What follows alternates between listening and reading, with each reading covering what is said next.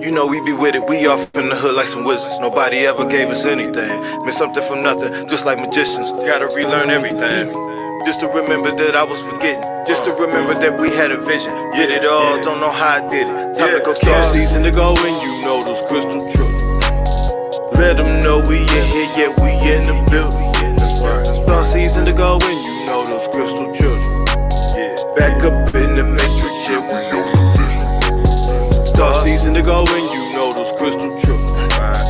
Let them know we in here, yeah, we in the building. Star season to go and you know those crystal children. Back up in the matrix, yeah, we on the mission. Off on the mission, you know how it goes. Off in the system, they turn up their nose. They took all the soil, but they didn't know. Through the concrete, you see the roads. Eyes ain't open, don't mean I ain't woke. Ain't got no cash, don't mean that I'm broke.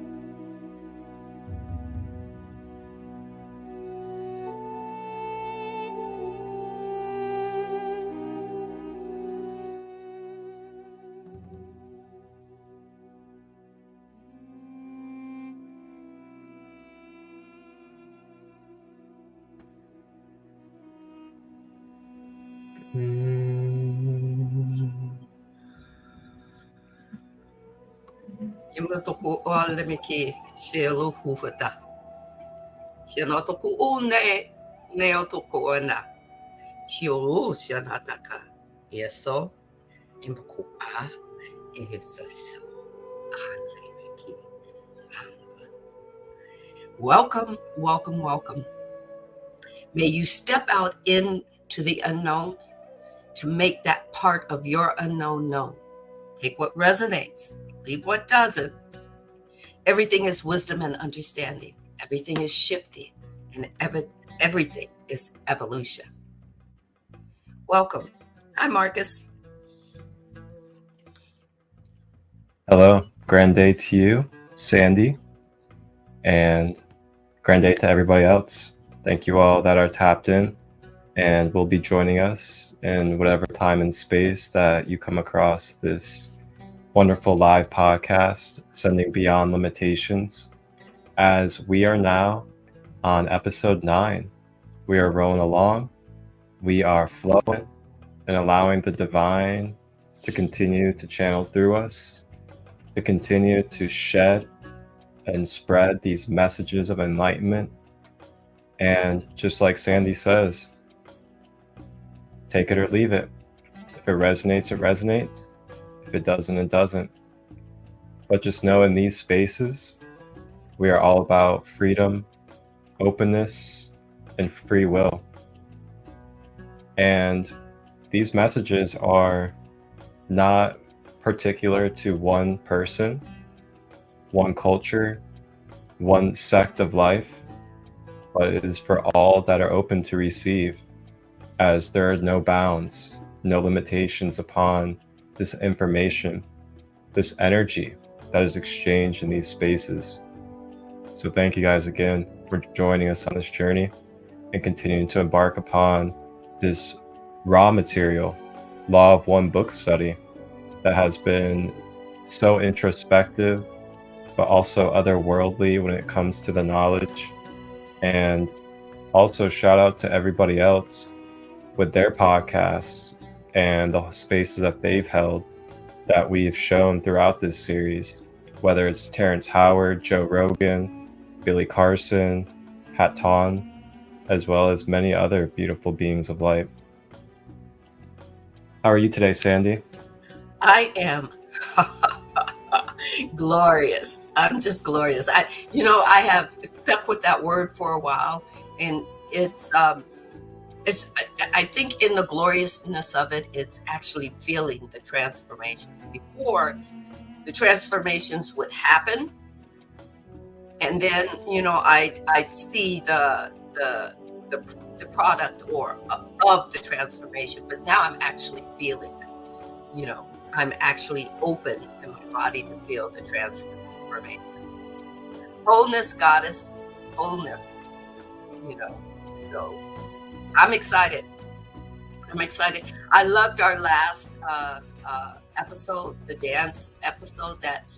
All the energy was moving in my body. I think I was moving the ground on my side. I don't know. I wonder if other Californians felt me moving the ground. It was glorious. So. Yeah, that was a lot of fun. I love some of that classic, That classic, I love that classic, 60s, 70s funk. Mm-hmm. The vibration of that was such a high vibration of love, joy, and it wasn't about, even though the stories were different and they had, different songwriters have different reasons why they write their music. The octaves of the music were just like, I think it was also telling a story. I think the divine was speaking in that as well. Right? So, do you guys want to deep dive? Are you ready to deep dive? You can go as deep as you want. And the divine will say, all you have to do is ask me and I'll bring you up. I mean, I'm on a deep dive. I haven't came up. The divine said, I asked one time, I said, what's going on? And the divine reminded me that you encountered me to take a deep dive. And I said, yes. That's what the divine said to me. Yes. All right. Let it be so. And, off that top of that tippy top of the iceberg, I dove and everything. And I've always been asked, show me those things that I can't see with my physical eyes. I know that there's more. And ever since I was a kid, I would always ask, what more? Anytime I bumped up against something that I said, ooh, that doesn't sound right for me. Not right for somebody else, but not right for me. I didn't know it then as a child that I was doing a deep dive. Watermelon. Watermelon juice. Yeah. I'm actually everybody hydrate. Keep yourself. I know here in California it's going to be hot. Some places in California it's going to be very dry. I'm already feeling it in my nose. I'm not claiming it. I'm claiming that the divine gift of health speaks to my throat and my nasal passages. And right here, I've got ginger, lemon, and clove tea. So, yeah, I got creative. I love that. That reminds me. Today, I went and visited my dad at the hospital. My dad's been in the hospital for about a month and a half. For everybody out there, he had a brain hemorrhage, and he's been going through a very deep process of transformation with his body. A lot of healing, a lot of purging, a lot of just rearranging going on. And I went in today with a new approach.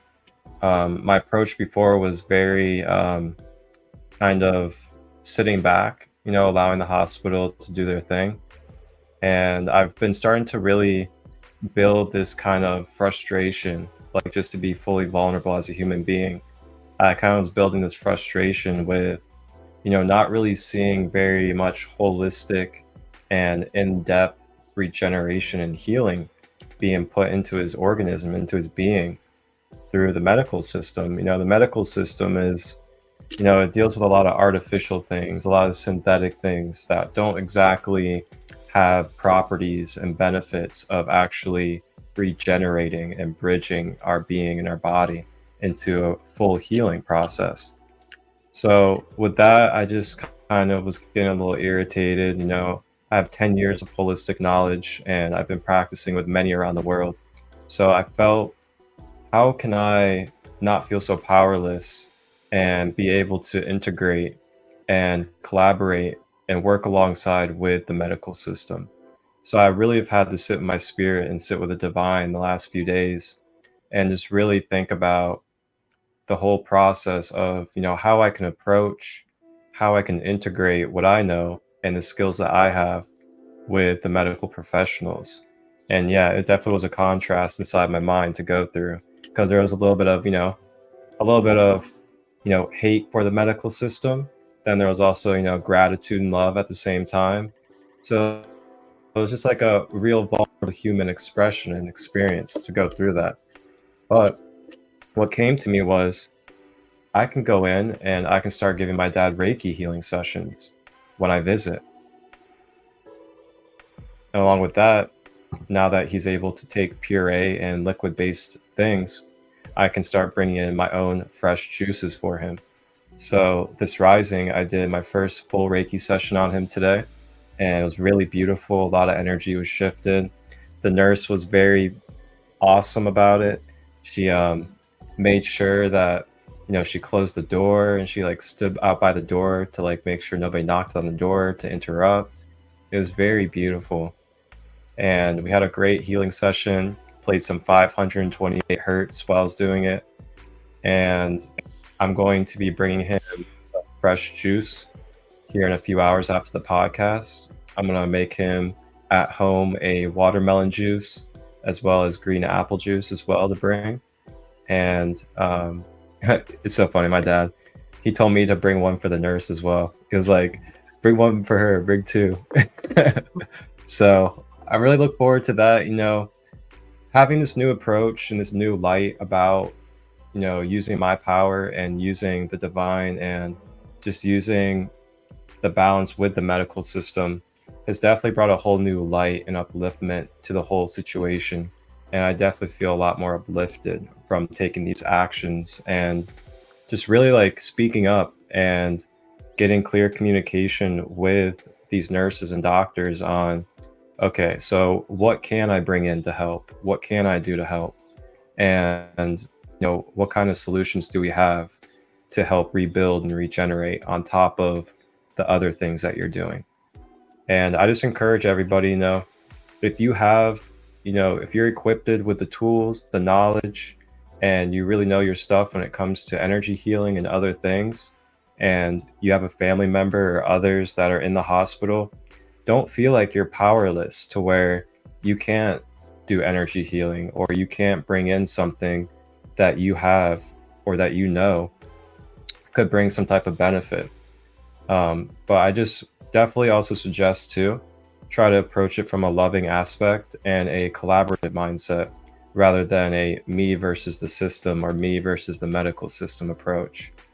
But I just wanted to share that, just to give people a little bit of wisdom and just a little bit to connect with and really process on about what we're capable of doing, even in different professions and other situations. We can still find ways to collaborate and to integrate different things. So watermelon juice is what I'm sipping on right now, staying hydrated. And, juicing is so powerful. And maybe another day we'll talk about the power of juicing and what you can do with juicing. But it's a great way to stay hydrated and a very wonderful way to also quickly and efficiently get your vitamins and minerals throughout the day. But that's me. Wonderful. I'm ready to go. Oh, I want to add a little bit to that too. I want to say that Marcus is absolutely correct. There's a way we came into this experience to bring the realm of absolute is what I call it. Other people might call it heaven or whatnot. And if you're a Bible person, it's as it is in heaven, let it be on earth, right? We came into this duality experiencing, bringing the realm of the absolute, the realm of all that is heaven into this duality. And we're supposed to, it's not a thing to take it over, because the divine already has that absolute realm that it is in. It's seeking and expressing through us in this realm, this third density. And we are supposed to blend or collaborate with, I love that. Divine gave me that right now. We're to collaborate with the realm of the heavenly realm with the earthly realm. So what the earthly realm doesn't know yet, we're supposed to bring in that information of the realm of abstract. And I'm going to say that what Marcus said about first having that hate relationship with the medical industry, the pharmaceutical industry and everything, he couldn't give his all of his vibratory healing to his dad if he had a little bit of hate for the system. So what he had to do was he just had to surrender into the divineness of the vibration of the Reiki that he was going to give his dad. And the fact that the nurse was on board with, hey, I'll close the door for you. I'm going to give you some privacy. I see that this is an infinite possibility. She may not have said that outwardly, because maybe the hospital that she works for, there's certain things that she can say and certain things that she can't. But her actions, her vibratory actions was like, I'm ready for your dad to be healed. And Marcus embraced that wholly, not just haphazardly, but wholly. He said, well, I've got to give the medical industry some due. I'm going to tell you, I gave the medicine. I would not be here if it was not for the medical industry. If it was not for them taking on the zealous to make sure that my body, I got a biopsy. I got the treatment I needed to get to make the inside tube. I think it was called a ducktail inside tube, but it was in my breast. Yeah, and at that time, I was just barely learning about the law of attraction. I did know that I grew up in a background where ask, believe, and receive. So I was doing that. But there were these wonderful doctors that through the grace of the divine, of the realm of the absolute, collaborated for my health, because they were all on my team, Sandra, to make sure I got things correctly done. Matter of fact, one doctor was saying she can't have any more estrogen. Take her uterus. And another doctor is saying, no, we don't get women anymore. He's from an older time. We're not going to do this. We're going to do this a little bit. You're going to keep everything. We're going to give you medicine that will lower your estrogen count to safe numbers, which is, hey, and I can't have tofu. No big deal. I can have something else, so I had to collaborate with the industry instead of hate them, because that hate would have killed me, because it would not have allowed the divine to bring in the people that the divine wanted on Team Sandra. Right? We're here in this third density because we're here to live. And if we spend so much time kind of bugging about our living, the expectations of our living, and instead of enjoying the things that we see, if you spend all your time looking at the sky, and the sky is so beautiful and the clouds are so beautiful, and you just got this beautiful picturesque, and then you see a cloud, a plane with a chemtrail.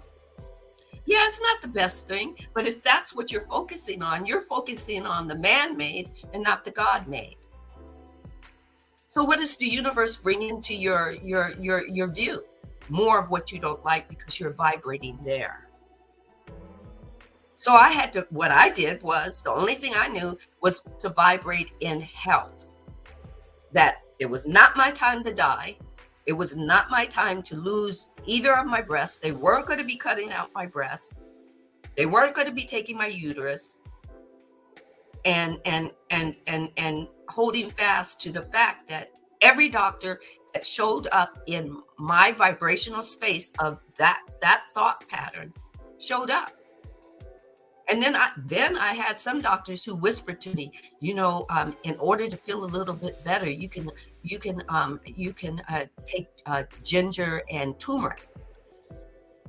Okay. There are people on your team. Go find them with your vibration. You came here in this third density to bring the divine and collaborate with your story. Hence, that goes into what we're talking about now. We talked about three other individuals that Ra was talking about. Guess who we're going to talk? Guess where the book opened up for me? I asked the divine, what will I share today?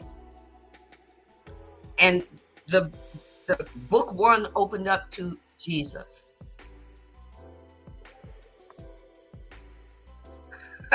Book two opened up to Jesus. Right? And I know some people go, oh no, she's going to go off on the Bible, but it's about, the questioner asked about Jesus. And Ra, take what resonates and leave what doesn't. Are we ready? Are you ready to deep dive? Can I get started, Marcus? Are we ready? Let's get started. Let's get this party started, right? Okay. So let's see. Let's see where we're going to start. They were talking about fourth density. And here, the questioner says, let's see where he says fifth density. The questioner says, when Jesus of Nazareth incarnated, was there an attempt by the Orion group to discredit him in some way? Ross said, this is correct. The questioner said, can you tell me what the I'm going to spell that because sometimes two letters that go together don't flow off my tongue really well. So it's O-R-I-O-N, and I think it's Orion group did in... that's Orion. Orion? Okay. Can you tell me like the star constellation? Pardon? The star constellation, the planetary system Orion? Right. And so the questioner says, can you tell me what the Orion group did in order to try to cause his downfall? And Ross says, we may describe in general what occurred. The technique was of building upon other negatively oriented information. This information had been given by the one whom your people call Yahweh. Yahweh is another identity of God, right? Understand, this is a story. The divine was moving through Jesus as the divine is moving through us in the experience. Let's keep going. This information involved many strictures upon behavior and promise power of the third density. Service to self nature. These two types of distortions were expressed upon those already oriented to think these thoughts as these thought forms. They eventually led to many challenges in the entity known as Jesus. It eventually led to one sound vibration complex called Judas. Judas betrayed Jesus, but he was the higher being that came to play that that character. If you're writing a script and you're doing a movie, he was cast as that character. As you call this entity who believed that it was doing the appropriate thing in bringing about or forcing upon the one you call Jesus the necessity for bringing in third density planetary power distortion of third density rule over others. Right? At that time, the ones in power had the control, and the ones who were being controlled wanted to be free. They wanted a savior. But when Jesus came on the scene at the age of 33, they did not receive him as a savior. They did not receive the words that he was saying. He was trying to tell them, the things that I do, you can do. You can free yourself. And that wasn't good for the ones holding power and good for the ones having power, because they wanted a savior that was going to fight for them, that was going to kill for them, that was going to physically free them. Let's go on to see more of what the divine is saying. Ross says, this entity, Judas felt that if pushed in a corner, the entity you call Jesus would then be able to see the wisdom of using the power of intelligent infinity in order to rule others. So what the higher being, remember we talked about our higher beings coming into this third density with choices, just like we have. The choice to have choose the positive polarity or a negative polarity. Judas chose, the higher being that was Judas, chose the negative polarity. He went along with others that said, ooh, it feels good to control other people. Do you see how and the reason the divine took me there is we are so busy complaining about our leaders that we don't take into account their story and why they're doing what they're doing. If you don't want to play in the playground anymore, you have the free will right to opt out. You can go to your higher being and say, I'm tired of dealing with the political thing. I want to opt out all the way. And your higher being can say, let it be so. What do you want to do now? That's what your higher being is going to ask. But you have to be ready to give an answer. What part of the playground do you want to play at? Because you know that you don't like the control that this group has. When you're opting out, where are you going to go? Right? So then Ross says, the one you called Judas was mistaken in this estimation of the reaction of the entity of Jesus, whose teach/learning, if you're reading this book, the people wrote exactly how Ross spoke, right? Was not oriented towards the distortion. The result resulted in the destruction of the bodily complex of the one known as Jesus. Jesus didn't hold ill will for Judas selling him out for some chump change. Jesus didn't hold malice to the people that nailed him to the cross. Jesus told the higher beingness that he was part of, forgive them. They know not what they're doing. They're kind of asleep to what they're doing. It's okay. I got this. I know what this purpose is for.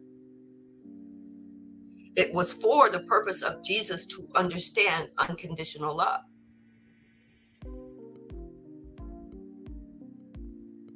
Back to you, Marcus. Whoa. Mm. Beautiful. What a beautiful way to kick off, you know? So I got something for us. There's this wonderful resource that I like to use, and it's called the Ascension Glossary. Now, you guys can find this on any web browser. It's ascensionglossary.com. And what we have here is basically it's a galactic index or glossary of galactic knowledge and cosmic knowledge. So what I have researched for you guys here is the Orion group. And the Orion group here in the Ascension Glossary is the Alpha Draconians. And I'll read a little bit to you guys about what this group of beings are. So the Orion group is a satanic force that has a predatory ideology that uses females as slaves or breeders while seeking territorial dominion on other planets within their wearing and killing culture. Their position in the NAA, which is the negative entity or negative agenda, and its consortium of negative aliens. Now, when it says negative aliens, this is meaning the negative polarity. It is called the Black Sun Program. They are a predator force with a predator mind, which is mainly responsible for creating much of the negative ego in humanity through mind control programming, and they have introduced financial and debt enslavement to planet Earth through banking cartels. Additionally, the Nordics are blonde-looking humans from Orion and are also predatory. This species is responsible for spreading racism, genetic discrimination, genetic experimentation, such as the Nazi ideology, and they are proponents of promoting their belief system of genetic superiority through spiritually abusive methods of eugenics. The Nordic group was directly involved with Hitler's Germany in World War II. Now, something interesting, and I'm not going to go any further with what I'm going to say, is you hear about eugenics in this modern world, and typically when you hear about eugenics in this modern time right now, you typically hear about certain names and certain figures tied to eugenics, such as blank Blake Gates, something with a B in the first name, is one of the main frontrunners of eugenics in this current time period. And if anybody knows about blank Gates, there's a lot of experimenting done on humans that is taking place on this planet right now. But then it says, Draco's species are potentially capable of shapeshifting, have extremely developed psychic abilities, which allow them to possess or enter bodies through consciousness projection. Therefore, as they originate, form a phantom matrix system, or you can also call it a shadow matrix system of quote-unquote satanic-based AI-infected entities. Many of these Draco entities are confused by people as the devil, or believing they are Satan as an individual figure. So then I'll lastly share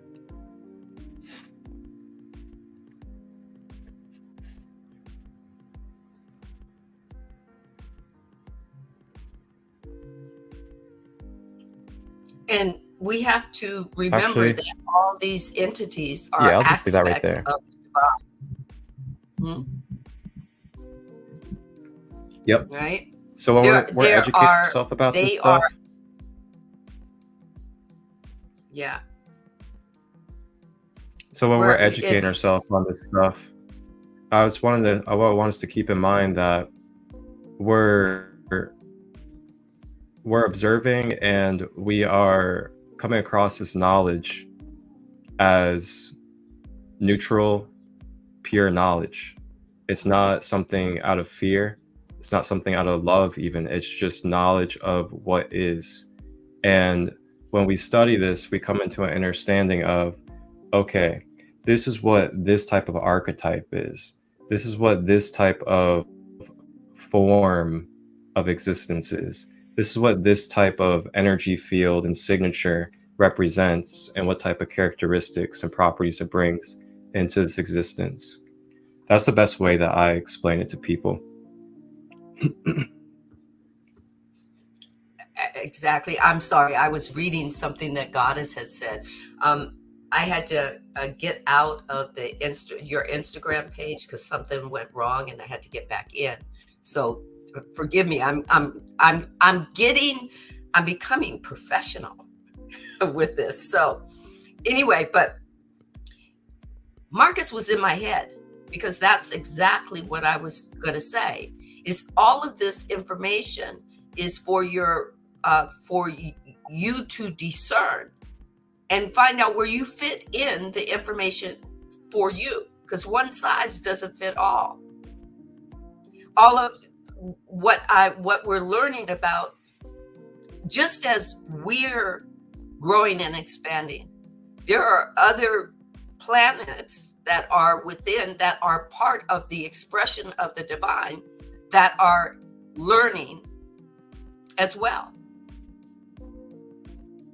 They're having they're where we were when we were in, they might not even be in the top of their third density. They might be just coming online with their at the bottom of third density, figuring out who they are and doing the same shit we're doing. As humanity, we're looking out into space thinking that we have to conquer things. We're thinking that we're on top of the food chain, sort of speak, because in the Bible, the divine or God gave us dominion over everything. That means we can put everything, every species of anything underneath our foot, right? Mm-hmm. Not to collaborate with consciousness as a dog, cat, deer, as a bear, as a mountain, as a tree. We believe we can put our foot down on everything, and if anything does not concur with us, we get to destroy it. Well, there are other planets out there and other beings that are growing like us. And yes, there was a point in time where once upon a time, the Draconians and all these people shared third density with us. But their exploration was about to take over and kill off Earth conscious, destroy Earth conscious. That's why the three waves of volunteers came. Earth consciousness called out and said, wait, they're not playing the game fair anymore. They're going against the rules that we set up. And the divine said, okay, can I do this now? Earth consciousness said yes. So a lot of these higher beings that were moving through fourth density and third density and doing the shit that they were doing, because they were doing it. Why? Because they had free will to do it. Why? Because Earth consciousness said, if you want to play on my playground, here are the rules. And then the divine said, okay, well, Dracons, you got to go back to fourth density. You can't come back in. And by that time, there were, just like you have a black man and a white woman having a baby, you have a mixed baby. Some of them had to stay because they were they vibrated more as humans than they vibrated as other beings, fourth density beings. But guess what? Their powers, if you have free will, they have free will. If they want to be on the negative polarity, they can. And they can utilize their quote unquote powers that they have to read your mind. But you have to give them permission. Your free will is there. And guess what? If you want to go, and the only time that you can be connected to the fourth density polarity is when you dream. So if you're so excited about doing astral planes and hooking up with these, and then you actually do that, you're giving your permission. You've gone there. You've opened yourself up, and you said, I want to see, I want to know. And then when you come back, you don't close the energy transfer. Now they're open to you and you're open to them. So they can do whatever the fuck they want to do. And until you say, I don't want to play this game anymore, I want to close the energy portal, they're going to stick around. They're going to fuck with us. You have to know how you are giving your free will to them.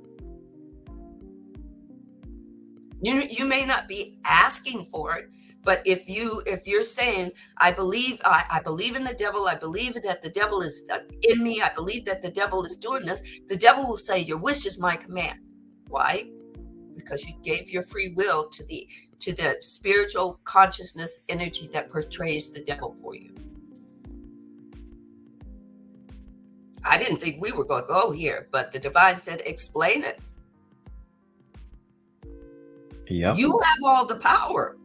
You're the creator. You're the creator of your story. What do you want to believe? Do you want to do the polarity exchange of negative or positive? What do you want to do? We're supposed to go in and amongst it so that we can make a choice. But our higher being gets to choose which one it likes more. Are you going to be part of your higher being's choice and show them both, and then give them the vibration of what it feels like? Hey, I don't like the way that feels. Let me go. No, we're gonna go surrender that, and we're gonna move into something that's for a higher and greatest good. Or are you going to stay in the vibration as, oh, this world is fucked and I can't get ahead and I'm always broke, and the generational curses, I'm just doomed to them? Well, then divine says, your wish is my command. And these entities that are playing with us in our school, our school ground, the earth consciousness is so her playground is so big because her playground is fourth density, fifth density, sixth density, and go on up 144th density. And if you're already above that, you don't have to worry about this shit. You're responsible for what you let into your life energetically. The information that all these books and all these channeling is for our wisdom and understanding and our growth and expansion. Jesus did not come to be your hero. He did not come for you to put him on a pedestal. He came for wisdom and understanding. He didn't come to be a martyr. And he's been back since then, and his name wasn't Jesus when he came back.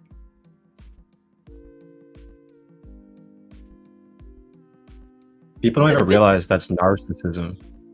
If Jesus was literally came here and was like, only I am connected to God. Only you are to access God. Right. Do you guys realize that's literally the most extreme version of narcissism?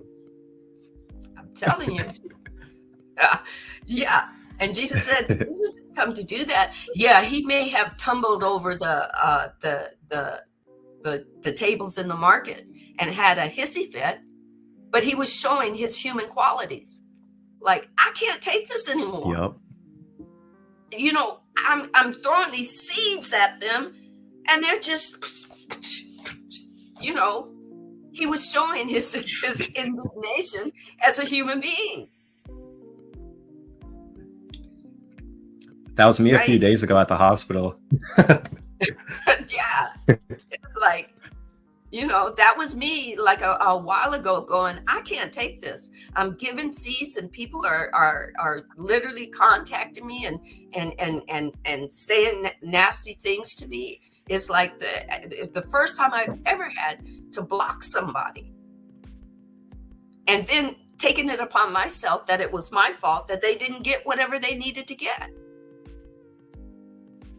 And the divine said, well, if you're ready, Sandra, if you want to calm down, if you want to stay in the form and have, cry a little bit more, okay, be, taking it in and making it your fault, it's okay. But when you're ready, that's what the divine says, when you're ready. If you want to stay in ego a little bit longer, when you're ready. And the divine will let you stay in your ego till you die. Doesn't mean that it's your karma to come back and change it. If your higher being wants to come back as Sandee's, I don't know, great granddaughter to seek that essence of expression again, the higher being will do that.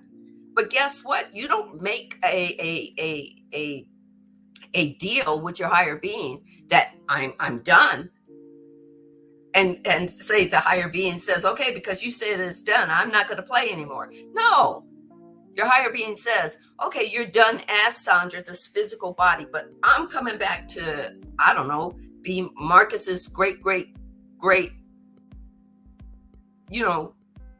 uncle or whatever, right? I thought you were going to say cat. My great grandcat. Right. This is playground. Our higher. It's okay if you want to think. A lot of people don't think they have a spirit at all, and the divine says, okay. The divine says, okay, I'm still experiencing a story. It doesn't matter if somebody. They don't. A lot of people don't think that. They think that evil people don't have a soul, and I was trying to explain to somebody that everybody comes in with a higher being, and then the divine said, "Don't argue it with them. They want you to argue because somebody sent me an email chain that I'm lying to myself." Well, I just went to the divine and said, I'm done. I don't want to give them any more seeds. And the divine says, you wanted to serve. Serve means that you serve knowing that everything is taken care of with you. That's a positive polarity. Positive polarity doesn't mean you're not going to interact with people who have negative polarity. Jesus had to interact with people who did not want him walking around vibrationally inspiring change. Now, the story that they don't tell you that they don't allow you to flow into is that both the people that wanted liberation from being enslaved didn't want to hear what Jesus had to say.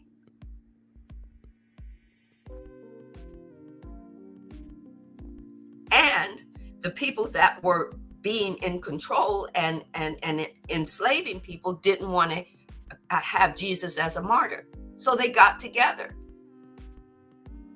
They were vibrationally on the same thought pattern. And Jesus knew it. He hung on that cross, knowing that this is what I'm here for. I said what I came to say, vibrationally. Those who take the seed will plant it, and those who don't, this is what they do. It's third density. But Jesus had already mastered some stuff. Where was he for 33 years? Ra talks about that. He was learning how to master his energy. That's how he could take his body with him. To this day, they haven't found his body. That was a miracle. He mastered that.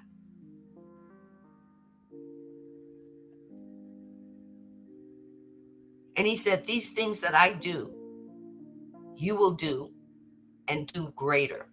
And greater things you will do. That's just for this earth density here.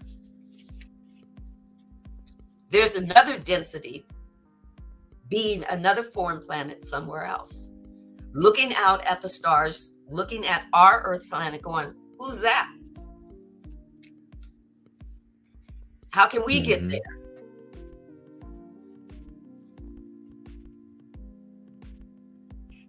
Right? I'm just saying. Back to you, Marcus. I'm just, whoa. Back to me. Drop the mic, right? Oh, I love this, First thing I want to say is, I kind of like to think of it as like, think of the universe almost like a generator. We have these AI generators, these other different generators that we utilize. And what do we typically do with that generator? We type in or we program in what it is that we specifically want to manifest or co-create with that generator. So now think of that, but then think of that as the universe and our actual being, our soul. So with that being said, the universe is acting as a mechanical generator based off of what it is that you put intention and focus of energy into. And, existence is so infinite and so vast that all exist within existence already at once.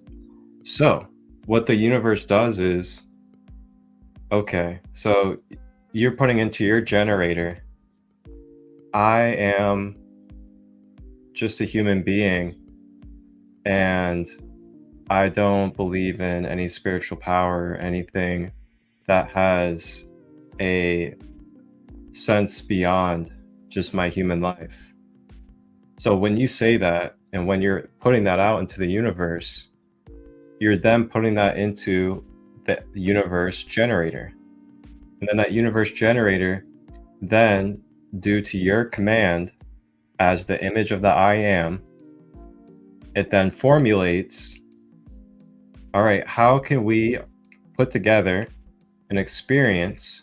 How can we put together a form of existence that represents and embodies what it is that they are putting out into the universe through their intention and focus?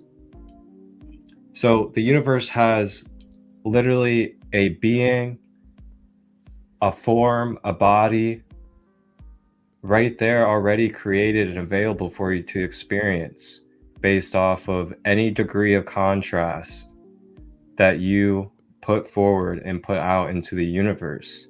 So, for example, if you want to say that there is a Satan, that there is a devil, well, in the illusion of existence, there is a Satan and there's a devil type of archetype of energy that you can go ahead and experience then, since you believe that it's real. So, same thing with Jesus, same thing with Ra, same thing with anything else, really.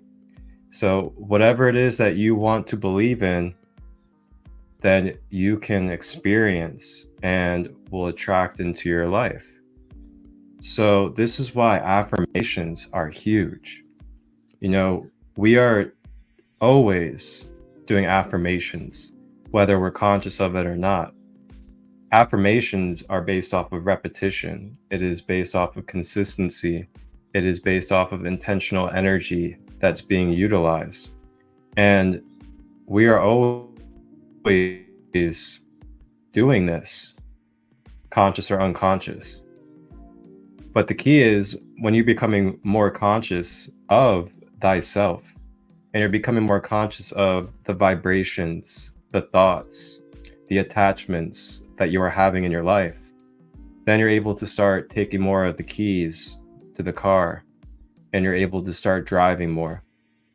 And you can kind of take those handicaps off. So you're able to become more of that self-master, more of that conscious co-creator. And, we quote unquote have different handicaps and other things until we are vibrationally ready for certain aspects of experience to take place. And it's all divine, every single bit of it. No matter how dark we are, no matter how light we are, there are things in place by the Creator that make sure that everything is in perfect balance, no matter where you're at in the contrast. And due to that perfect balance, you will meet a frequency, you will meet a mirror or a reflective experience that is able to resonate and be able to contain information or energy for you, to be able to give you opportunity, to be able to be an alchemist and transmute with that energy and with that experience in this beautiful contrast of duality that is also balance. So, just reminders of that. And then I also have pulled up for you guys from the Ascension Glossary as well, a little bit about the being that we know as Jesus. And this is going to be information based on a universal and galactic standpoint, not a human Earth standpoint. And again, this is the ascensionglossary.com. It is amazing. You can literally type in anything about galactic beings, about galactic timelines, about Earth history, about different planetary systems, about different things like alien technologies, spiritual warfare, so many different things, timelines, artificial timelines.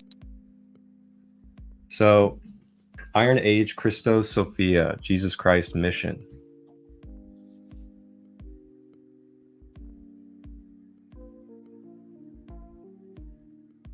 All right. So it's saying here that Sirius B Christos mission to repair Giza and the Stonehenge Stargate. So it's saying here that the Giza pyramids and the Stonehenge are stargates. So it was a timeline repair grid work to prepare for the Ascension timeline and reclamation of the Christos Diamond Sun body in the 2012 timeline. So 2012, there was a major energetic shift. They tried to distract us by using a whole propaganda ploy. So Guardian Yeshua, Jesus Christ is a Syrian blue human. So Syrian is a galactic being, a galactic species that comes from the star planet of Sirius. Sirius is a star planet that is basically like a parent to the Earth. The Earth is basically like a younger child version of Sirius. Sirius is also known and is connected to many different healing styles and healing modalities that we see throughout the cosmos. And Sirius is also home to Sirius A and B, one containing the canines. The Dogon tribe is connected to Sirius. The other Sirius is connected to water mammals, such as the whales and dolphins and other beings of that nature, which is why dolphins and whales are very high caliber, high vibrational with what they do, and the way that they speak their language is of Syrian nature, which is a higher vibrational consciousness. And that's why they seem a little bit more advanced at certain things metaphysically and are able to do what they do. So Syrian blue human from the future that came to change the third dimensional timelines. Now, when it says the future can also be represented as a higher dimension. So when we go into a higher dimension, that is kind of labeled as the future from this third dimensional dimension. It's labeled as the future due to its rate of vibration and how much speed and how quickly it's able to transcend time. So when you move into a third dimension, you're moving slower in time and space due to the density. So it seems like, the past compared to the higher dimensions, which is like the future. And it's a non-linear standpoint. So he came to change the third dimensional timelines and bring the S-series, Christos Templars, and the law of one ascension, knowledge. And And they actually have Law of One Ascension highlighted in here. And that's something that we can click on and actually read in depth if we would like to a little bit later. Law of One Ascension knowledge. And it's consciousness technology back to planet Earth. This mission was in response to the DNA damage the planet and humanity had most recently suffered after the Luciferian rebellion, and then after the Sumerian Egypt invasion, which was the final destruction of the Mother Staff principle and the Earth core. His group mission, under the direction of the High Lyran Syrian Council. Lyrans are another high advanced galactic being species of light that is of high council that works with the Law of One. But says was to work with the future Earth 5D Terra. So the Earth has multiple names depending on which dimension you're referencing. The third dimension is Earth. The fourth dimension is Gaia. The fifth dimensional Earth is Terra. Multidimensional Templar crew called the Azurites. As a team, they were working with repairing the planetary architecture, doing soul retrieval from the Lemurian Holocaust and the Atlantean cataclysm. So it's referencing to the downfalls of Lemuria and Atlantis. There were souls that needed healing. There were souls that needed to reclaim fragments of their self from those cataclysms during those periods. This was also preparing the ley lines, the planetary grid network, and the planetary gates to help align for the ending ascension cycles in 2012.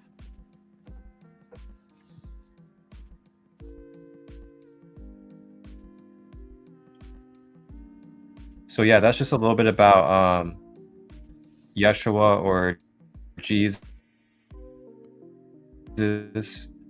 from the planetary and galactic standpoint of our ascension glossary knowledge. And I'm gonna go ahead and get my Instagram up. We can keep going though. Okay. Let's see. Okay, the questioner asks, then if the entity Jesus was fourth density and there are wanderers on the planet today who came from fifth and sixth density, what was it that Jesus did that enabled him to be such a good healer? And could these fifth and sixth density beings here now do the same? Okay, that's the question. Ra said, I am Ra. Those who heal may be in any density which has the consciousness of the spirit. This includes third, fourth, fifth, sixth, and seventh. The third density can be one in which healing takes place just as the others. However, there is more illusory material to understand, to balance, to accept, and to move forward. Okay, so I'm going to stop there because the divine wants me to share. There is a verse in the Bible where Jesus heals a man. And when he heals this man, he tells him, go directly home and tell no one. And when I was a kid, I used to always I would want to shout it from the rooftops. Why would Jesus tell him not to tell anyone? And then finally, later in my adult life, the divine said, because healing isn't just what Jesus did to this man. This man was open at the time to receive his healing. He played a part in it. He embodied it. He believed it. And Jesus said, go home, tell no one, because I want you to stay in that vibration. Because as soon as you tell someone, someone's going to say, no, you're not really healed. That didn't really happen to you. I don't believe that really happened. And if you're susceptible to being pulled down to a negative vibrational level about that, you'll lose the healing. Or actually, you'll just give the healing away. Right? Take what resonates, leave what doesn't. I went, ooh, okay. So we're playing a part. It's if Marcus gives you Reiki, you have to be a willing participant. You have to be a collaborator in receiving the energy for wherever he's giving you the healing. And remember, he's a component. He's a vessel for the divine that's flowing in through and as him as the healer. And you are the healer receiving healing. You go, what, Sandra? You just fucking confused me. But you are the divine receiving the healing in human form. So then Ra goes on to say, the gate to intelligent infinity can only be open when an understanding of the in-streaming of intelligent energy is open unto the healer. You have to be open to it. You can't go in with no embodiment of it. How does it feel? How would it feel for you to feel no back pain? Would you feel like jumping and shouting and playing? And would it be great for you to grab your tennis racket and go play? I mean, shit like that. Embodiment of like that. Would you be able to do sex all night because you can move your lower back or your body? Or healing in your hip flexors so you can praise dance. You have to be a collaborative component in your healing. And Jesus told this man, go straight home, bask in your healing. And, don't listen to anybody else. Don't tell anybody, because they might not be joyous. They might not embrace your healing, right? Then Ross says, these are the so-called natural laws of your local space-time continuum and its web of electromagnetic sources or nexi of the in-streaming energy. Everybody has it. It's everywhere on this planet. There's not one place that you can not walk where you're not bumping up against the quantum field, the nexus. Everyone has this ability and gift to heal themselves. Your body has it. Your body knows how to do it naturally until you start talking to yourself about, oh, I got a cold. I've been guilty of that. Well, then if I say I've got a cold, my body says your wish is my command.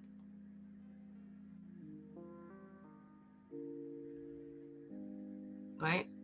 But you're constantly bumping up against that nexus of whatever vibration is moving and whatever you're open to. Some people are open to fasting and some people aren't. Some people take a different direction in their healing, in their cleansing of their body. It's not going to be one size fits all. Somebody might say, I can suggest fasting. And you can say, oh, okay, I'll try it. And you try it and it's not, you do not believe it's for your highest and greatest good. You have embodied it. You have said it's not for your highest and greatest good. It doesn't feel good to you. And then you move on to find out what vibrational thing you can do for your body. And then guess what? You're sharing that. If it's working for you, you're sharing it with somebody else. You're handing them a seed saying, here, try this. Right? Then Ross says, know then first the mind and the body. Then as the spirit is integrated and synthesized, these are harmonized into mind, body, spirit. Right? Mind, body, spirit complexes. That's what we are. We're starting to learn how to integrate our spirituality, the divineness that is moving in and through and as us, as part of our physical form lifestyle. One size does not fit all. There are over 8 billion people who will not see everything the same way. And that's a gift that the divine has given to us. So it can move through, in, and as us, and have 8,000, or if to say if we were just to have one experience, then the divine would have over 8 billion experiences if we all had one each, one story each that lasted our lifetime. Not even embracing change and evolution. The divine would seek itself in the fullness of the form. That's what it did when Jesus came, in that form. Yahshua, whatever a label you want to call that beingness, he came on purpose, with a purpose, with a higher being. And yes, he was veiled just like we were. And if you want to believe that you are sinful and that you have to believe on you have to embody the Jesus embodiment and the blood of Jesus to make you not sinful anymore, the divine says that's your story.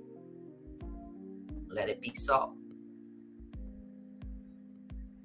The divine says, nope, that's not it. That's not why I did that. The divine says, oh, okay, that's a story. That's an experience, right? Then Ross says, okay, let's say, thus healing self by light and sharing that light with others.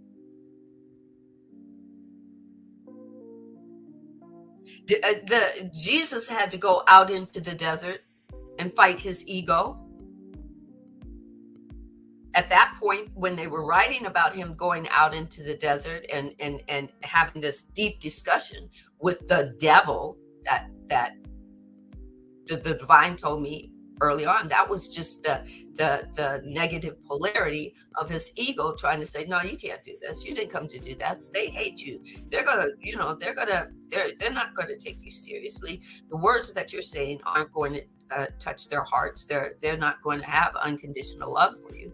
And Jesus had to go back and forth with that. That's the internal healing that he had to do. He was no different than any other human then and now. And the divine, he didn't come to do it for us. He came to give us information so that we could do it for ourselves, so that we could collaborate with the divine in our inner healing and have an experience as a form body, as a higher being, and a conscious mind. Take what resonates, leave what doesn't. So Ra goes on to say, true healing is simple or slim. Oh, I'm going to have to drink some water and I'm going to listen to the divine say, slow my roll. True healing is simply the radiance of the self causing an environment in which a catalyst may occur, which initiates the recognition of self by self, of the self-healing properties of the self. So Jesus was doing Reiki well over 2,500 years ago. But the persons that were getting the healing, they embodied it.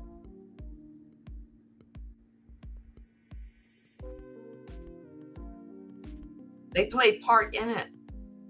They were open to it. Back to you, Marcus.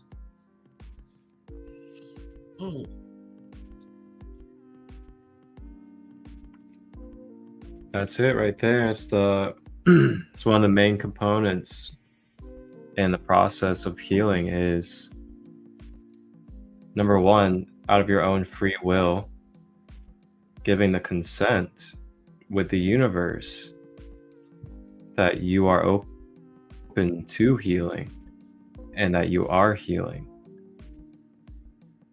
This is one of the main simple things that is passed on through Reiki teachings when you become a practitioner is, number one, your client is the one that is actually ultimately allowing their self to heal from their self. And the practitioner is just a conduit. It's just a medium. It's just a channel for the higher consciousness, for Reiki energy. Reiki just means in Japanese, universal life force energy. So we channel that universal life force through our vessel, and then we move it through our hands and in other ways into the client. So what's happening is this energy then channels and then it transmutes into the client's energy field. And due to this energy being of consciousness, that consciousness knows already, due to the way it was created by the creator, exactly how to rebalance and bring restoration and fullness to the parts and the areas of our human being that are out of balance.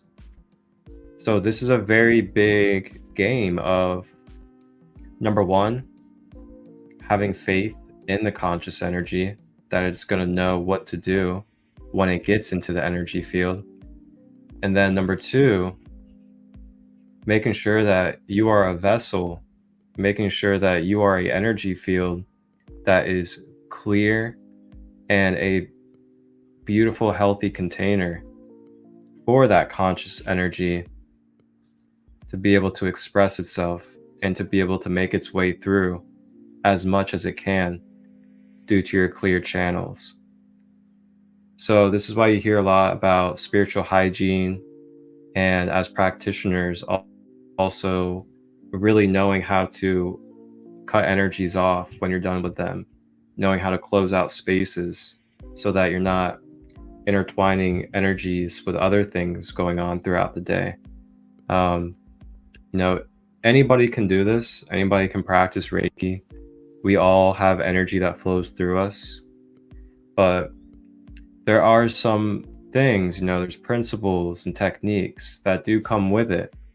And if we are going to maneuver and mess around with, our own energy field and other people's energy fields in this type of depth, I would just say that there is responsibility and there's accountability, not just on a human level, but on a soul level that comes with it.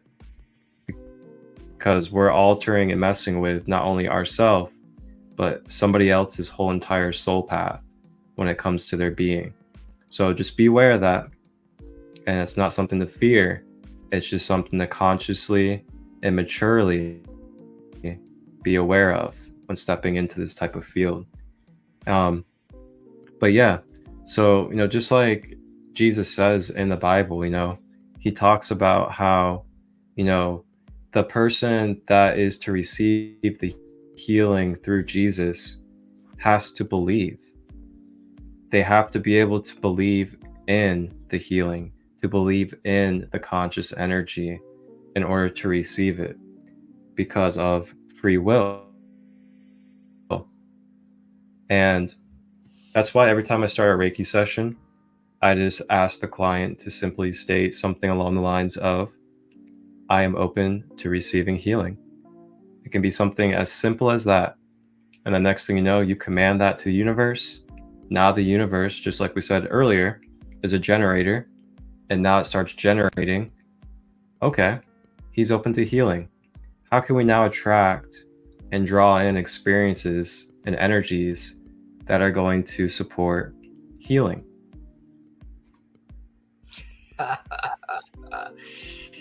Hey, I love it when the divine just gives this flow.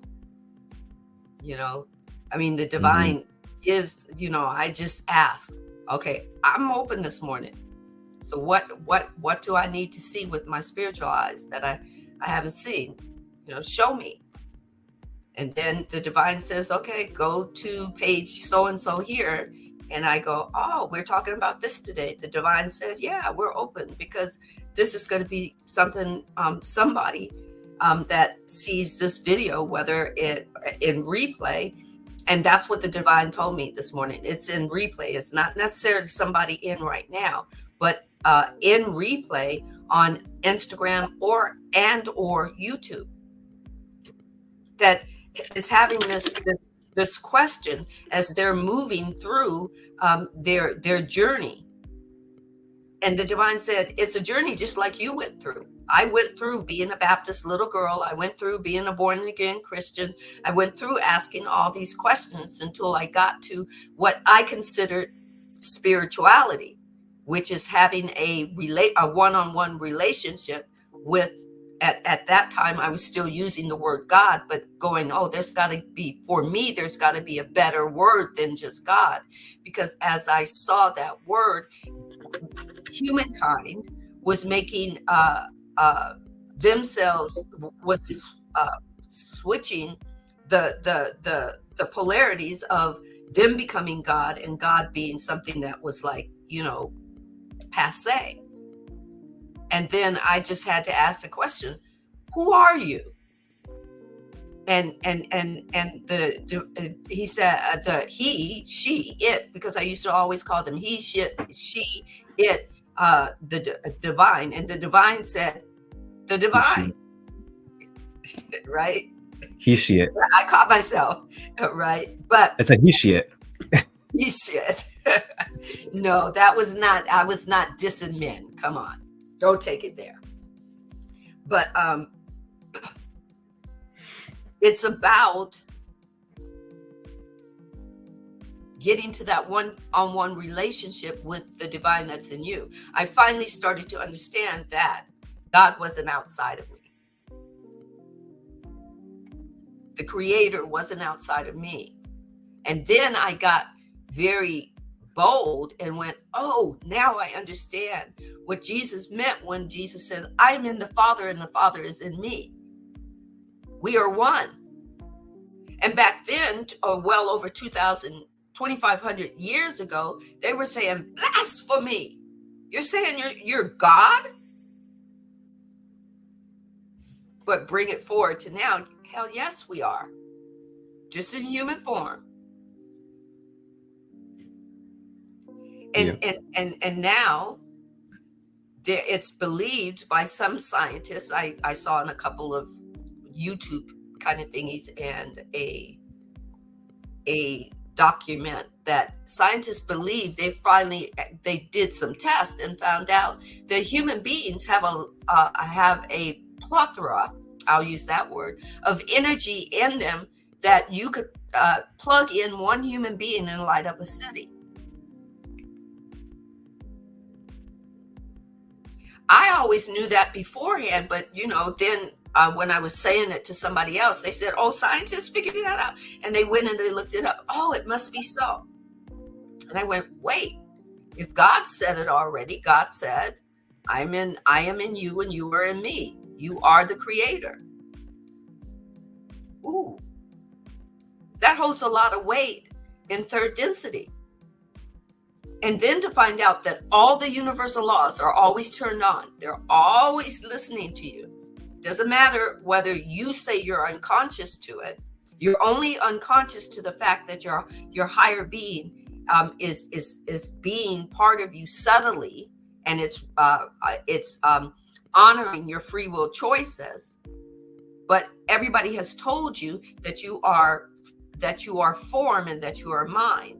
And then they said, we'll seek God outward.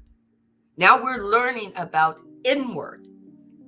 And the unknown of the universe is you, inward. It's not, the universe isn't outside of you. There is a plethora of energy that cannot fill your vessel.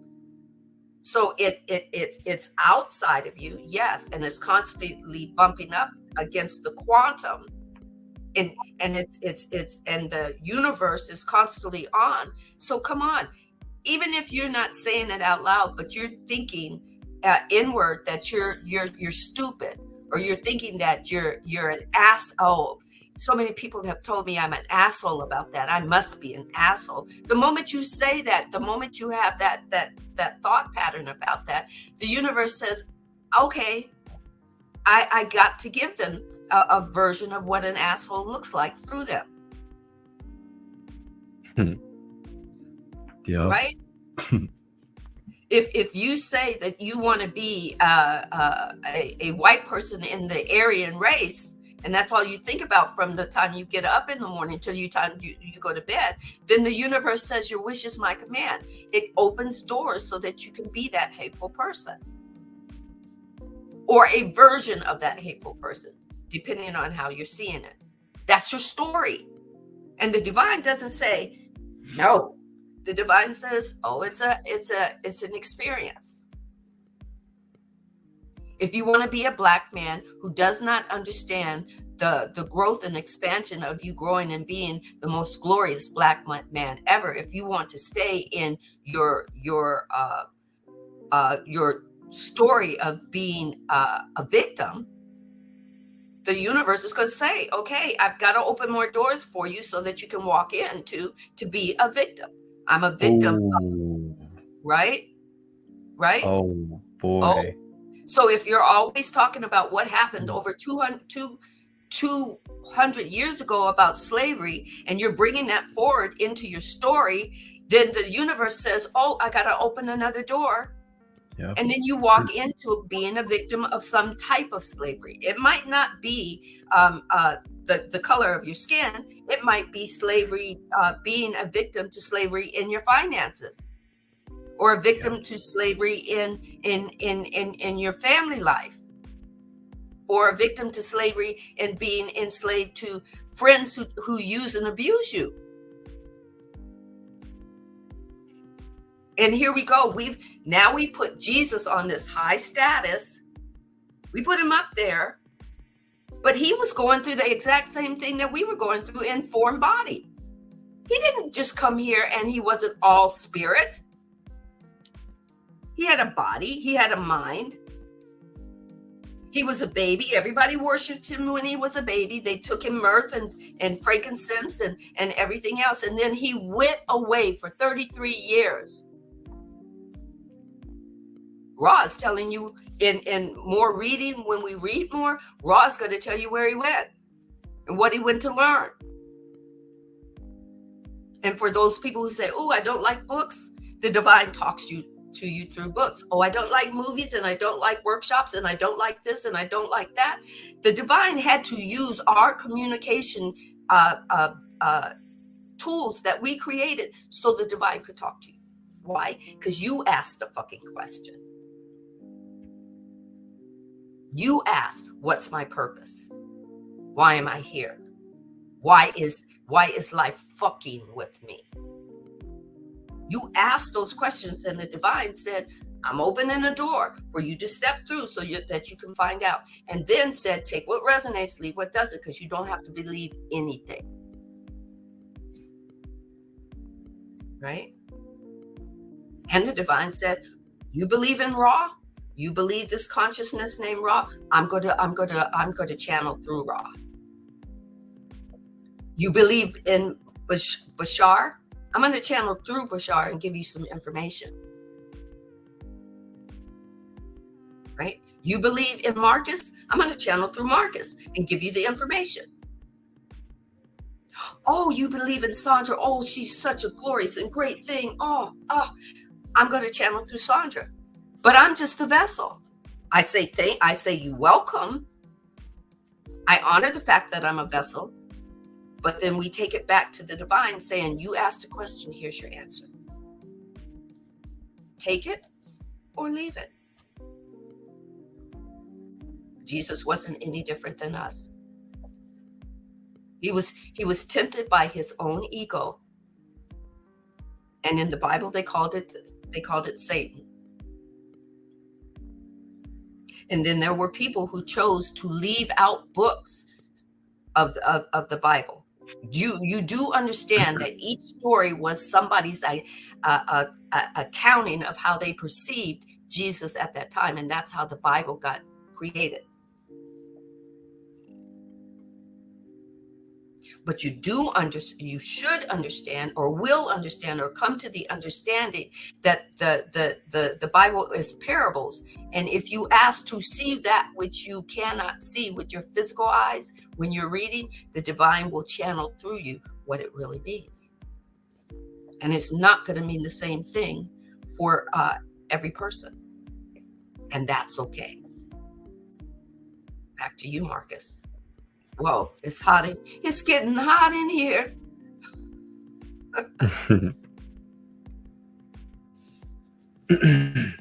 Whoa. So, with all of that being said, there's something I wanted to share, but I want to see.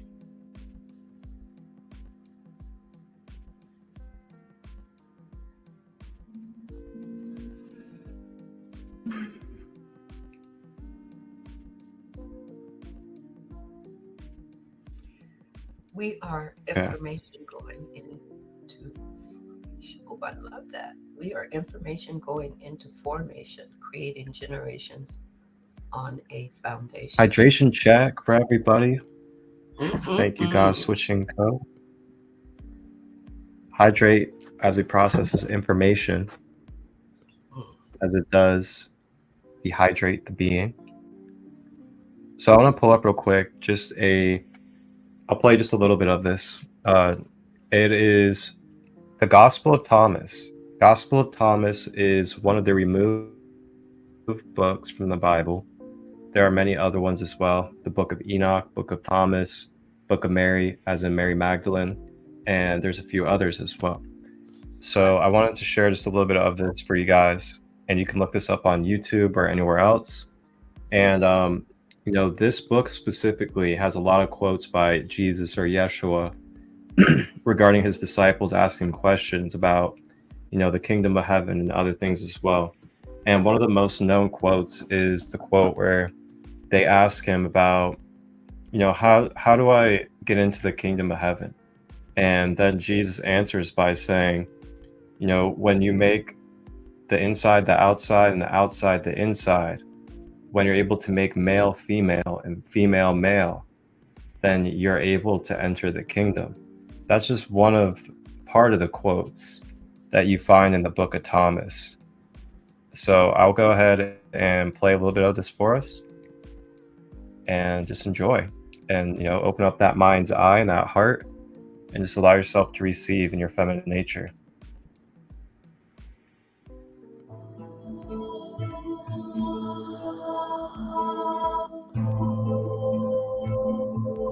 The Gospel of Thomas. Translations by Thomas O. Lambdin, Coptic version. B.P. Grenfell, A.S. Hunt, Greek fragments. Bentley Leighton, Greek fragments. Commentary by Craig Schenk. The Gospel of Thomas is a collection of traditional sayings, logoi, of Jesus.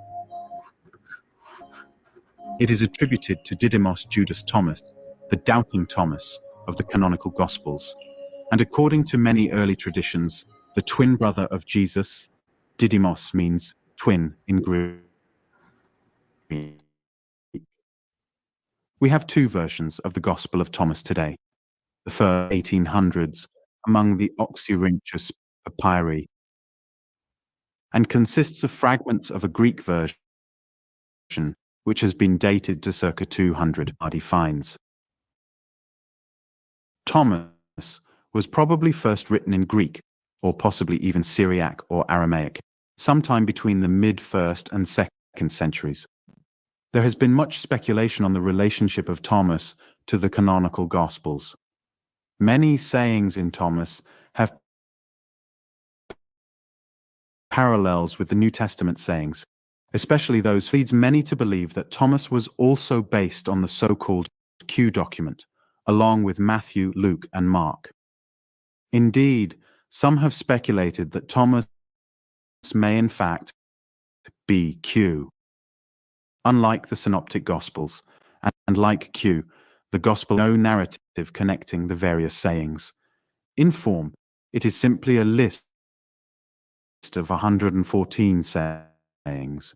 In parallels, show that Thomas contains either more primitive versions of the sayings or developments of more primitive versions.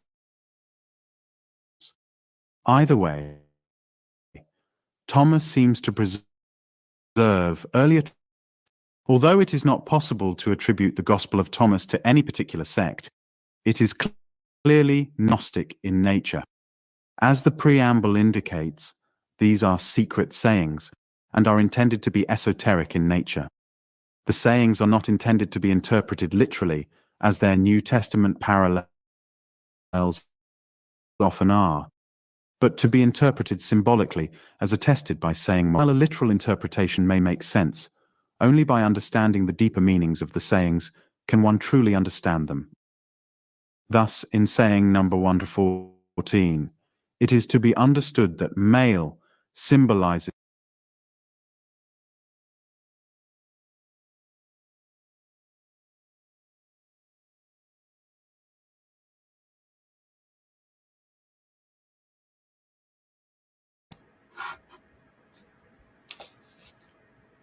the pneumatic, spiritual, or Gnostic Christians, and female symbolizes the psychic, unenlightened, or Orthodox Christians.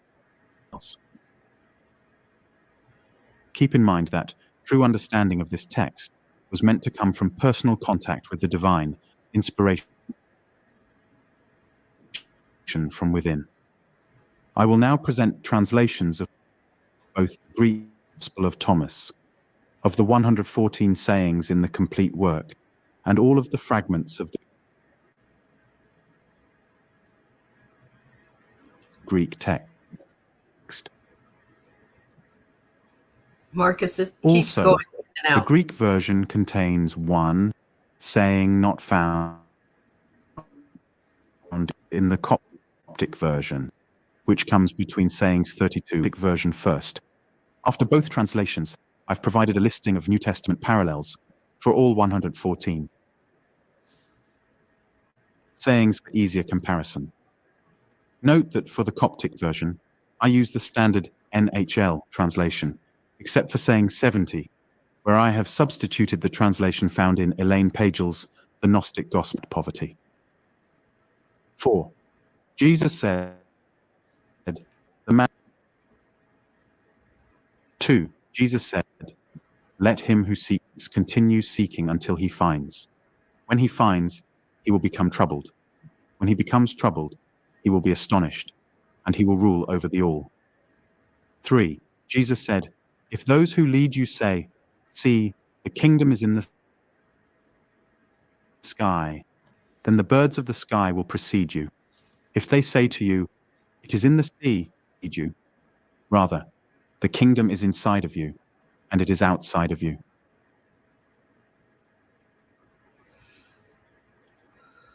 When you come to know yourselves, then you will become known. You dwell in poverty, and it is you who are that poverty.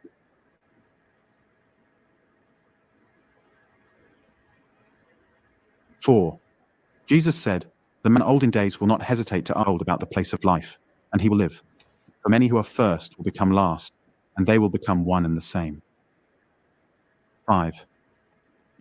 Jesus said, recognize what is in your sight, and that which is hidden from you will become plain to you, for there is nothing hidden which will not become manifest.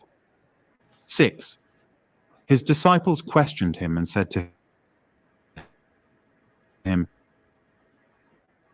do you want us to fast? How shall we pray? Do not tell lies, and do not do what you hate. For all things are plain in the sight of heaven, for nothing hidden will not become manifest.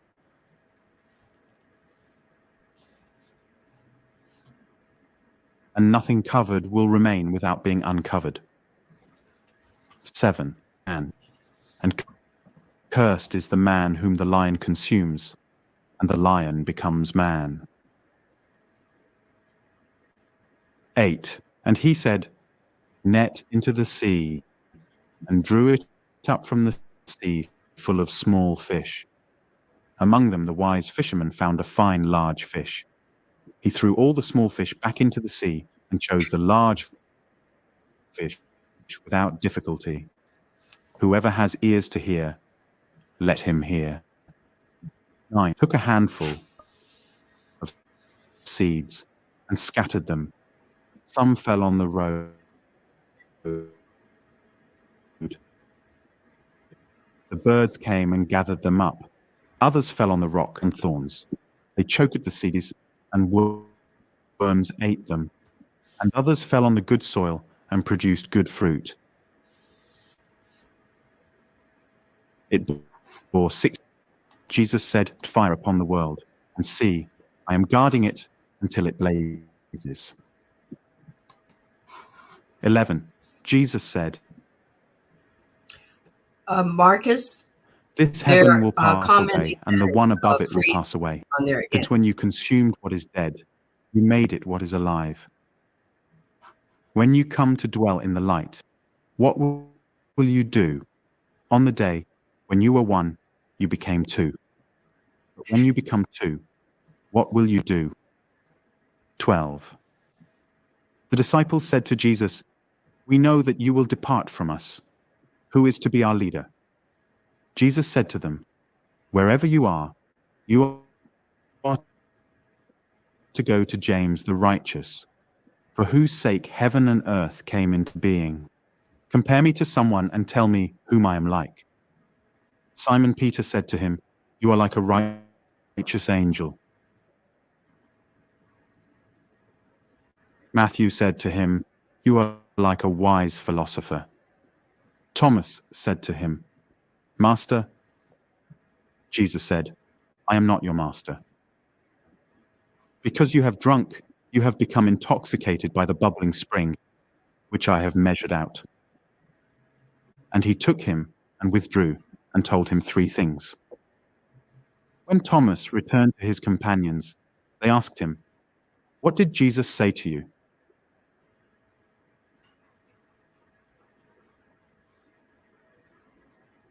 Thomas said to them, "If I tell you one of the things which he told me, you will pick up stones and throw." 14. Jesus said to them, "If you fast, you will give rise to sin for yourselves, and if you pray, you will be condemned. And if you give alms, you will do harm to your spirits. When you go into any land and walk about in the districts, if they receive you, eat what they will set before you, and heal the sick among them." It was freezing for a lot of them.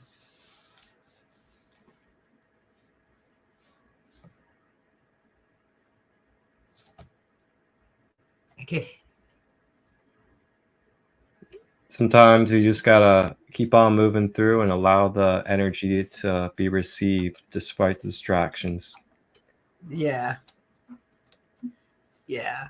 But definitely see, and all that we talked about was everything that Thomas was saying, was recording, right?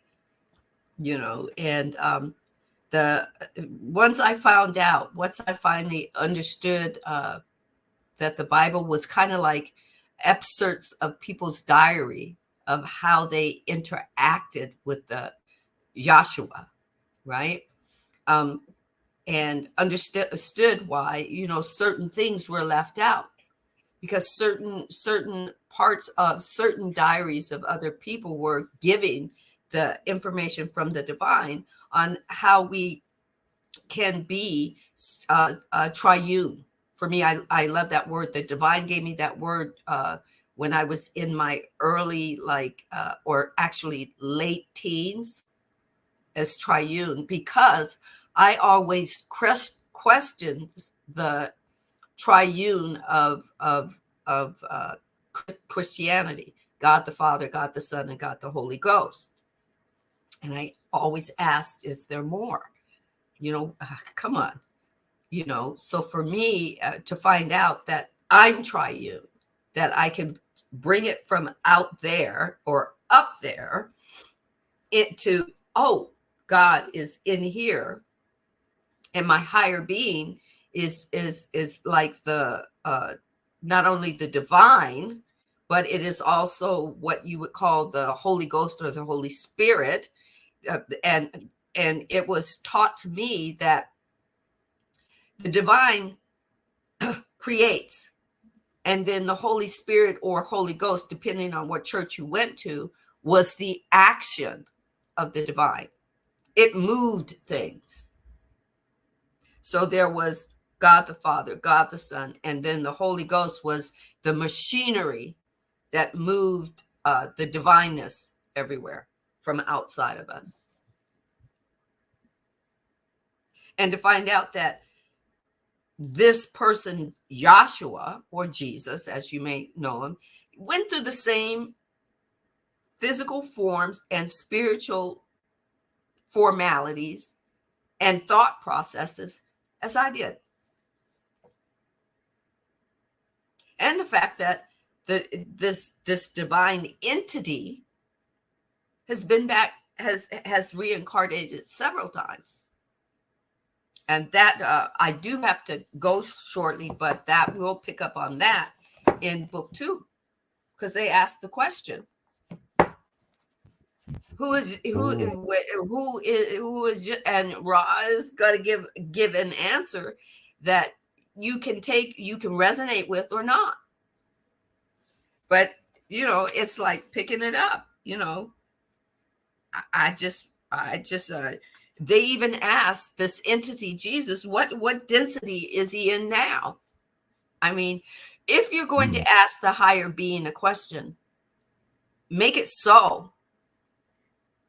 Ask the divine something that you really, really want to know, that's going to really rock your world. And I guarantee that from inward, that energy of that embodying question that you're asking is going to vibrate, so that the divine opens a door for you to step through for that information. But it's going to be unknown, and it's going to be scary until you step through it and make it known.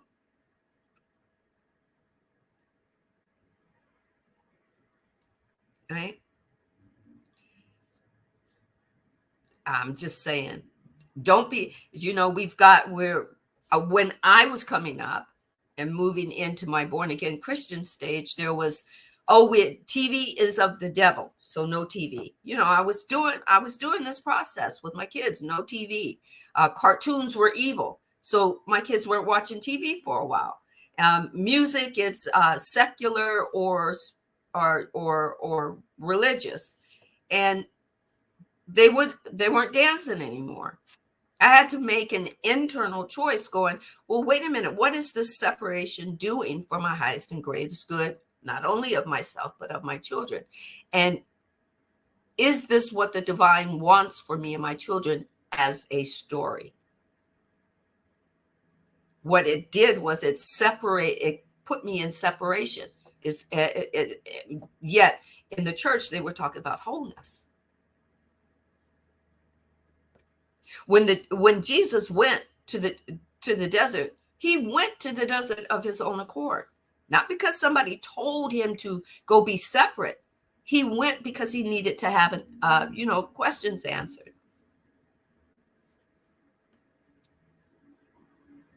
Now I'm finding when I watch TV shows or sometimes sitcoms, even drama, not for me, not so much horror, but sometimes horror, because the divine will always have a line or two that goes, "Ooh, I didn't think they would go there with that." But that's information and wisdom and understanding.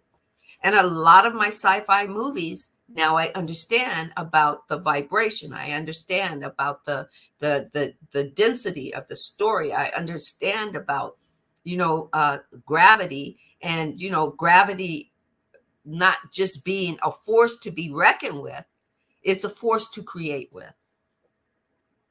So I remember the first time somebody ever told me, "Oh, the TV is the boob tube. You shouldn't watch that." And somebody told me, I haven't had a TV since I was for 20 years. But yet they have a newspaper that they're constantly reading about and indoctrinated their body into, of negative energy from the news.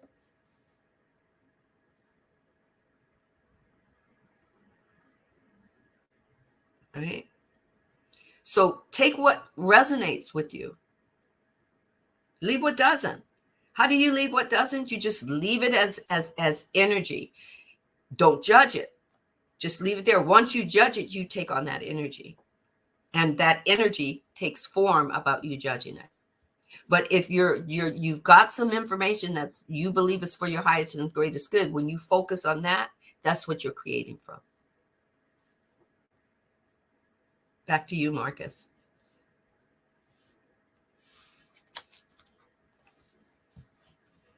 I wish Great I didn't point. have to go. Oh my God. That's okay. I think it's a good place to close out. It's going on 2 hours now. And I mean, there is so much beautiful information and reminders throughout this episode, especially when you think about, the wisdom of Jesus on top of the different visual information that was presented. I definitely trust that there is plenty of soul food throughout this episode for everybody to really intake and process and integrate as needed.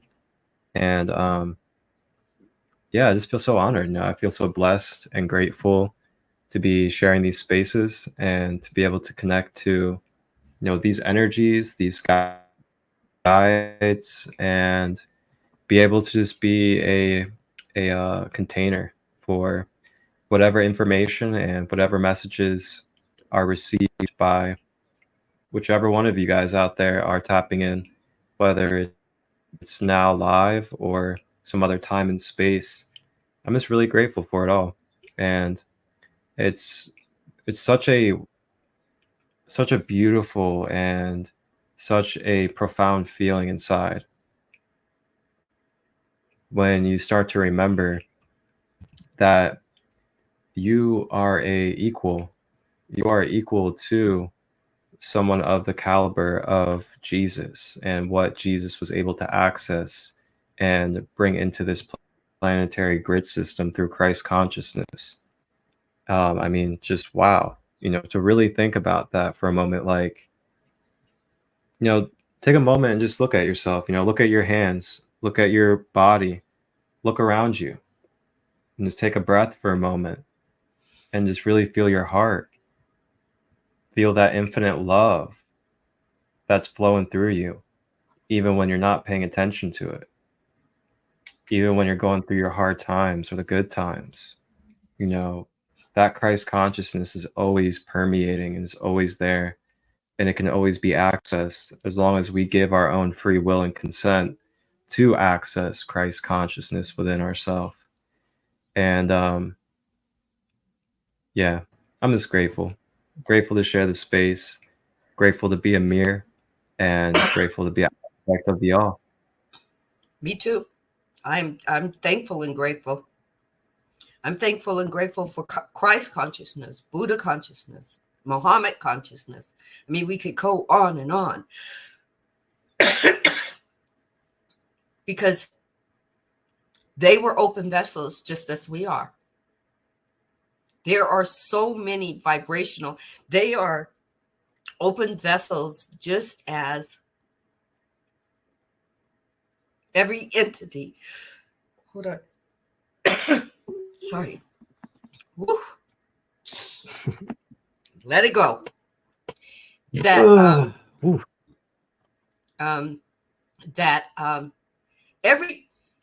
when Earth consciousness first made her call, because she was being pulled down the densities, right? She was being pulled down third density. She found out that the higher beings wanted to play there. And she was in fifth density with the story that she had created through the divine, that she wanted to have a form body and do the things that she did in formless. She wanted two things. She wanted to shift, and she wanted to evolve, and she wanted to have a form body. And then the third thing is she told daddy, or in this case, what the divine is saying, mommy, daddy, spirit, I want to play, and I want to have a playground big enough so that I can ask my playmates to come and play. So they started that in 5th density. But a lot of the higher beings that were in the playground, they were exploring, which is what we are. We're explorers.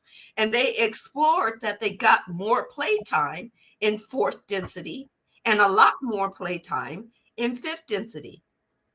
So Earth consciousness had to call the waves of volunteers to keep her from being pulled down. She needed light quotient. And every being from everywhere in the divine answered her call. All those aliens that we think are so bad for us, they came with purpose. Was Earth consciousness giving them their light energy. They came and took on foreign bodies, human bodies. They came and became clouds and trees and whatnot, just so they could vibrate light quotient, so she could raise her vibration. So maybe not all of them liked the positive polarity. Maybe some of them really liked the negative polarity. They really liked the control thing. And they wanted to play in the playground like that. Doesn't mean you have to conform to staying a higher being with the foreign body in that playground, on the tetherball court, or on the baseball court, or on the basketball court. It's not a binding contract like humans have contracts. It's a contract that higher beings got together and said, hey, think of yourself as a child. Hey, I want to play Cowboys and Indians. That's what they called it when I was a child. Okay. And higher beings said, okay, well, we'll have to be some of the Cowboys and you'll be the Indians, and then we'll play. And then there were children who said, I'm tired of being the Indian. I want to switch and I want to be a cowboy. Or I don't want to play at this at all. And that's what our story is.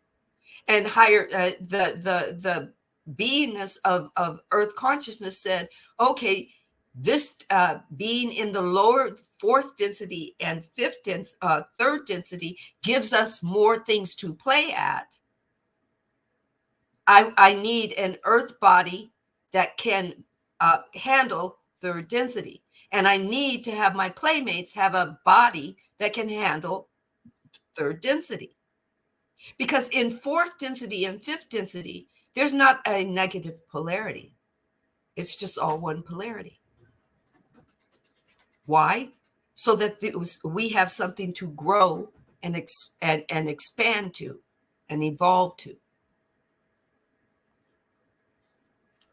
And all this wisdom and understanding that you're getting from the books of Ra, or the Divine Design, or the 3 Waves of Volunteers, or any of Dolores Cannon's books, or any of Michael Beckwith's books, or Michael Singer's books, or Michael Newton's books. They're just giving you information that you can either use for your highest and greatest good, or just go, that's not me. And take the book and go, nope. And say, nope.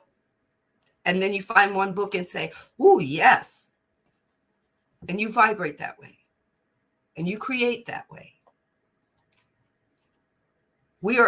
Marcus and I are called to have this collaboration because it's wisdom and understanding has to flow.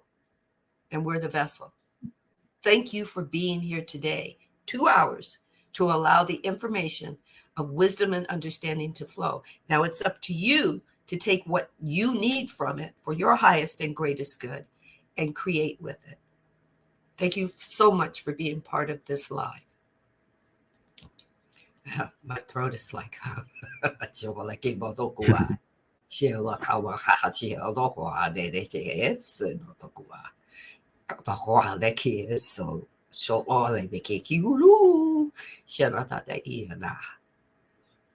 love and light, light and love. All be well. Thank you. Uatia ukuta ishimiata Ikitiata usupaya ushiyana ta yikiatuta ipiana chigata. Thank you, everybody, for joining us. Have a beautiful day, and we will be back on Sunday for the next episode, episode 10. We are on episode 10 of the Raw Material Law of One, Ascending Beyond Limitations, and we will be live at 3:33 p.m. Pacific Time, 6:33 p.m. Eastern Time this coming Sunday on the 7th for 7/7. That'll be an interesting energetic gateway that we'll be connecting with. And we're actually currently also in the midst of the Sirius Gateway portal. We just mentioned Sirius earlier, the star constellation and its connection to Jesus and his blueprint missions. So if you are not aware yet, feel free to research a little bit about Sirius healing energy, and the type of things that you can tap into when it comes to the gateways of Sirius. And you can also go on YouTube and you can look up Sirian or Sirius meditations, as well as Sirius healing frequencies. And they are very beautiful to interact with.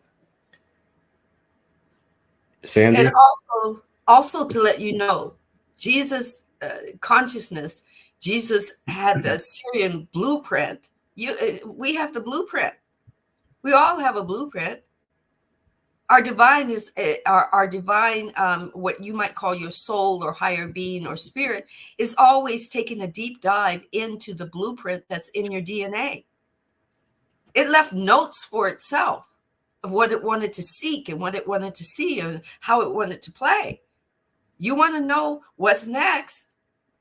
Take a seat at the seat of your soul and ask your higher being an embodying question about you, and then just receive. Be open. Now we're going to close it out. Are you going to close this out? This energy exchange out? Yep, indeed. With that being said, just take a moment to take a breath, just to gather all the energy from this space.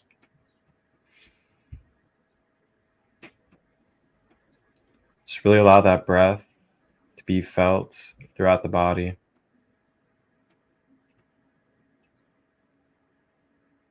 And let it all go out of the mouth.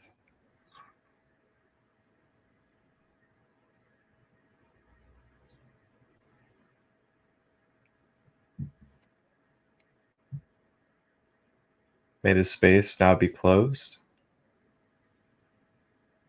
May we begin and move forward into a new cycle. And may this information be discerned and integrate in balance and wholeness